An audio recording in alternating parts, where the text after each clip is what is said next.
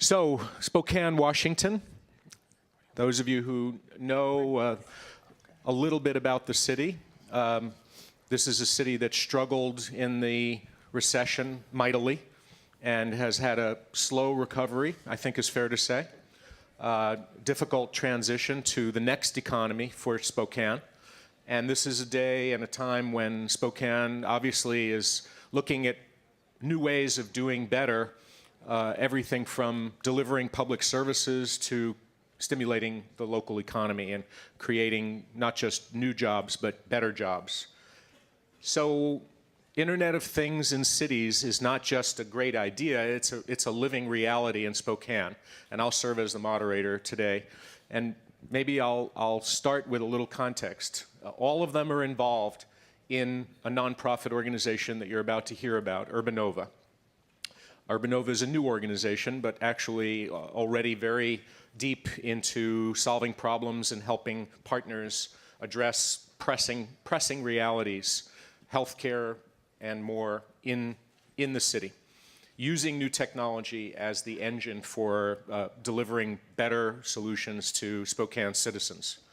And I thought the best way to start today, and I'll grab a seat here, is to begin working to my right and introduce Kim Zentz, who is, in addition to being co-founder and executive director of Urbanova, also attached to the Washington State University School of Engineering. And I thought it would be nice for each of them to not just say a little about themselves and their work to introduce them to you, but to dive into how it is that Urbanova was formed, what it's doing, how Avista, the utility in the Northwest, is involved as a co-founder and a partner, and how Gallup, the corporation for 80 years that we've depended upon for insights into public perceptions and public attitudes, how are they playing a role in helping Urbanova and Spokane? So to begin, Kim, thanks for joining us. Give us a picture of who you are and what Urbanova is, and we'll start the process. All right. Well, I'm delighted to be here. Thank you for welcoming us to Cleveland. I know that a lot of you are saying it's cold out there, but I got to tell you, your low is our high. So I'm really glad to be in Cleveland. So Urbanova, we are a new organization, as Gordon mentioned. I have a couple of roles, as Gordon mentioned. But what's unique about our collaboration is the way that we've started with all of the pieces on the table. And we started in 2014, and we were largely instigated by Avista and Itron as they were examining their strategic portfolios for the major transformation that's happening in the electric utility industry. They each had a position in smart cities, and they brought together the city of Spokane and brought me into the mix for a retreat that we attended at the Rocky Mountain Institute in Colorado, where we examined what would be possible with a smart city initiative in our region and at this leverage point around the transformation of the digitalization of virtually really every industry. So we came back and we said what we're interested in is developing a proving ground where smart city technology can be applied in just a single neighborhood first. So we're looking at Spokane's University District, 770 acres adjacent to downtown Spokane. The beautiful Spokane River cuts right through the center. And this area is ripe for development. Only about 50% of the property in that 770 acres is either fully developed or developed at all. So we say that we are harnessing data to empower people and solve urban challenges in new ways. And we're very focused on those outcomes. Our outcomes are safer neighborhoods, healthier citizens, smarter infrastructure, a more sustainable environment, and ultimately a stronger economy for our Intermountain West capital city of Spokane. We're a community that has a strong history of collaboration and ability to achieve big things because we're able to think big, start small, and go fast because of the size of our community and largely because of the geography and the isolation that we have because of our geography. It's a beautiful place, as you saw on the first slide. But as we launched into Urbanova, focused on those outcomes, we eventually signed a memorandum of understanding with the 6 partners that you see on the slide, in that we added the University District Development Association, which is a public development authority focused on that same 770 acres. And then we also added McKinstry, which is a design, build, operate, maintain leader in smart and healthy buildings. So we have a really strong partnership, but there's more to that partnership. Just gives you an idea of the ecosystem of additional partners, because we're focused in a holistic way on what really matters to the people that live in the city.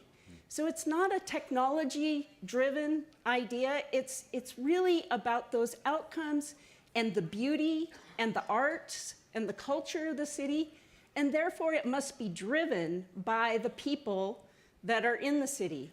We're doing all of that while focusing on achieving economic, social, and environmental equity and resiliency, and looking at scalable and replicable solutions that can be applied in communities like yours. So these are some of the other partners that have been working with us since 2014, and I'm anxious to get the discussion going. So Heather, you have a day job, which is in a utility. Most people don't think of utilities as leading the way. They're perceived by most of us as followers, slow followers, steady but not necessarily innovators. Avista is different, and maybe you can say what your role is there and how and why Urbanova. Yeah, absolutely. Thanks, Gordon. So I'm Heather Rosentrader. I'm the Vice President of Energy Delivery at Avista. Avista is an electric and natural gas utility headquartered in Spokane, Washington, but we serve about 380,000 electric customers in eastern Washington and northern Idaho, and about 340,000 natural gas customers in eastern Washington, northern Idaho, and southern Oregon. So in my role, responsible for the transmission and distribution system, engineering and operations groups. I go to a lot of industry events where there's a lot of utility people. So I've been surprised as I've gone to more and more events like Meeting of the Minds and other smart city events that there's not a lot of utility people here. And when I've sat and discussed what we're doing and how Avista is involved with Urbanova, I get a lot of city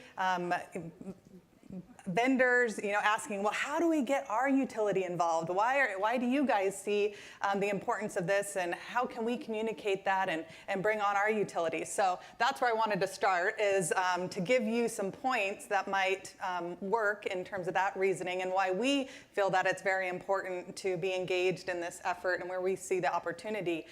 So early on in my career, I was looking for ways, what should my focus be to help support the health of the company? And understanding, okay, we've got a lot of hydro generation. Should I be most happy when it's raining outside? Is that the best way to have a healthy utility?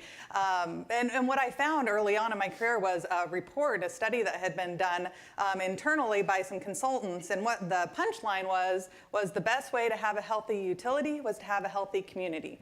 So to make sure, from an economic health perspective and just a community health perspective, that the best way to grow your utility and have a healthy utility really was to focus on your local economy. And so that's where we see one of the major opportunities with Urbanova is to have those aligned interests with our city and with the other entities involved in helping to grow and have a healthy economy and have a healthy community as well that we're serving. The other area that we see opportunity with smart cities and being involved is just continuing to stay relevant. So we know that our customers are expecting different relationships, and we think that partnering with our city and with the other community members in the area and providing different services than we have previously, that will continue to stay very relevant for our customers. So some areas that we're able to do that in the smart city areas with our infrastructure. So we have things,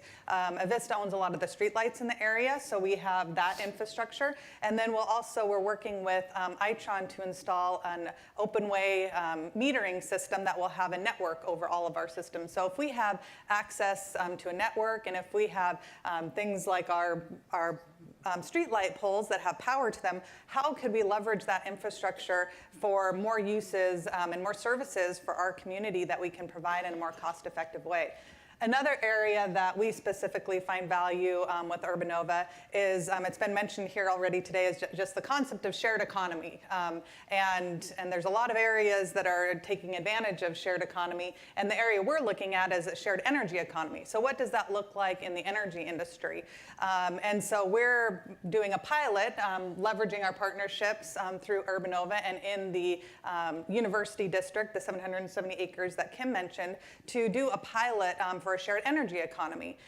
We've done some other smaller pilots with battery technology, some vanadium flow battery technology to understand various use cases on our system. We recognize that if we're not focused on optimizing these tools that are out there now with automation and battery storage and solar power, that we're going to eventually experience that utility death spiral. And we recognize that in that future, that those least able to afford the system will be those still on the system burdened with those costs, covering those costs. So we recognize that the best way we can avoid the death spiral is to continue to optimize our system, and for us to leverage these new tools and technology to provide our services at the lowest cost, most reliable for our customers, instead of feeling like they need to go elsewhere, especially those that can most afford to go elsewhere. So we're doing pilots again with Urbanova in that area with solar and battery, and integrating with building management systems, and using the automation on our system as well to really figure out how do we optimize our system leveraging these additional tools. So these are really cool technology solutions, and those of us that have been part of it are finding all these cool ways to take advantage of this collaboration and these technologies. But we also recognize, even though we are citizens and we are customers of the utility, we don't necessarily represent all of our community members. And so that's where we've focused our efforts more recently, is figuring out, let's back up before we figure out what other projects we want to focus our time on, and let's figure out what the community wants us to do. Where are their tensions? Where do they see opportunities? And how can we focus our efforts to support that? So we have 3 board members of Urbanova here, almost a quorum, I think. 1, 2, 3, all volunteering their time as board members. She has extra time as executive director. Itron also has a seat on the board, and we have 2 executives here from Itron, Bob Borzillo, who's focused on smart cities, Angela Lockwood from the headquarters in Spokane. I encourage you to find out more about Itron's role in this, because it's fundamental, like you're saying. That technology platform, OpenWay, which will now have the additional resources of Silver Spring when that merger takes place, that is really at the core of the technology side. And you've heard now a little bit about the technology piece. Now we want to shift to the people-centric part of that, from a Clevelander, native Clevelander, who lives just down the street. Browns fan at all. And he not only has a full-time job at Gallup, but he's doing a double degree. He's doing his JD and his MBA at Case Western, our co-sponsor and partner. So we figure that you've got just about 10 minutes, and then you have to run to class. So we want to turn it to you to find out, how is Gallup involved, why is Gallup involved, and what role a senior advisor to Gallup is playing in all of this here. Absolutely. So I'll start with a quote from our founder, George Gallup, who said that if democracy is about the will of the people, then it's our job to find out what that will is. And I think that quote speaks to this moment that we are right now when it comes to the future of cities. And especially in the smart cities context, we're seeing tech companies and utilities spend tons of money on great technology, but a lot of that technology is happening in silos. And it's not being led by the voice and the will of the people. And so when we were approached by Kim and Gordon to figure out the role that Gallup could play to really understand how do citizens in Spokane feel about smart city technology? What are the pain points of our community? And how do we make sure that this project that we're going to be investing millions of dollars in over the next 5 to 10 years, that investment can be realized in a way that makes sure that the city is prosperous and competitive in the long term. And so we were excited to be a part of this project. And so over the last 3 months, we've conducted a deep dive, what we're calling a Phase 0 study, where we did scientific structured interviews with 12 key stakeholders across the city of Spokane. They were leaders in arts, faith-based ministry, social services, healthcare and economic development. And we also did a deep dive on all the data that Spokane's been collecting over the last decade or so. And we went in that research with 2 fundamental questions. What are we measuring? Why? And for what? And through this preliminary research, what we're finding is that Spokane is in a really unique prime position to create the first, I believe, the first model in the country of a truly people-centric operating model for smart cities development. And it's important for this reason. You know, for the last year, I've been spending a lot of my time talking to mayors and chief innovation officers across the country. And the one thing they tell me is this, that we haven't figured out what the ROI is, and we don't know really what we're doing yet when it comes to smart city technology. And I think the reason why no one has a consensus around that is because residents aren't a part of the conversation.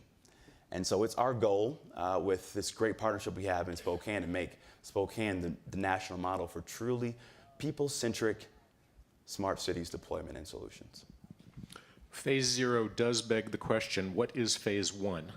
And I know it hasn't started yet, but what could it be? In other words, if you go out into the neighborhood, either the University District or surrounding neighborhoods or farther on the eastern side of town or the western side of town, have there been any Gallup studies yet in the city, in the US or elsewhere to say, smart city, what would you, Mr. and Mrs. Citizen, want to see the outcomes to be in your health, in your safety, in your economic prosperity, anything that we have to go on, or is this among the first that you know of? Well, this is the first Smart Cities project that Gallup has been a part of, so it's really a unique opportunity for our business in the research space. It's our perspective that in Phase 1, the first thing that we would do is take all the insights we got from Phase 0 about the main pain points of Spokane and really identify, is there a tech solution for these issues? So one of the problems we identified was the issue around brain drain. How do we keep talent that's in Spokane there? Because right now they're losing them to Seattle and San Francisco.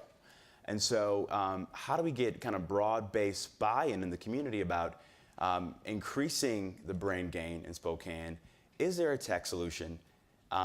What's the scale of that tech solution?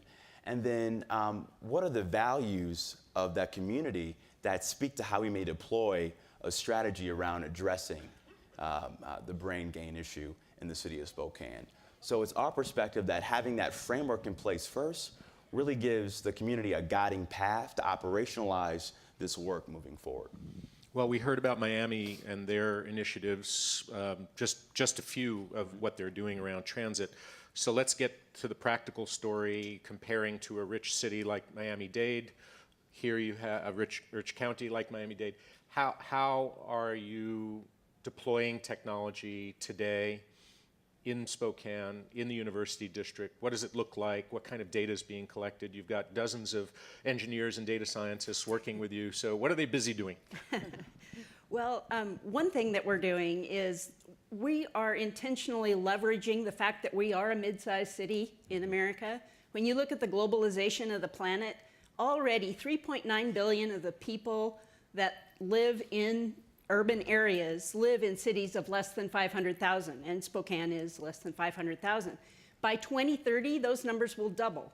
So what happens if a city intentionally plans its way into a more populated, more densely populated area so that you might be able to avoid the choking traffic congestion and the pollution that results from having more people living in a smaller space?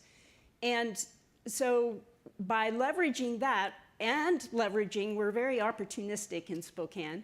In the University District, we have 6 higher education institutions and 2 medical schools. And that's great. In fact, Washington State University is launching only the 2nd medical school, public medical school in the state of Washington ever. And so they're able to do this in a time when healthcare and medicine is changing radically because of data and because of technology, but they're focused on serving the rural and underserved populations. So what the dean of the medical school says is, instead of training doctors to work with maybe a couple dozen data points from laboratory and from colleagues, now they'll be dealing with 12 million data points.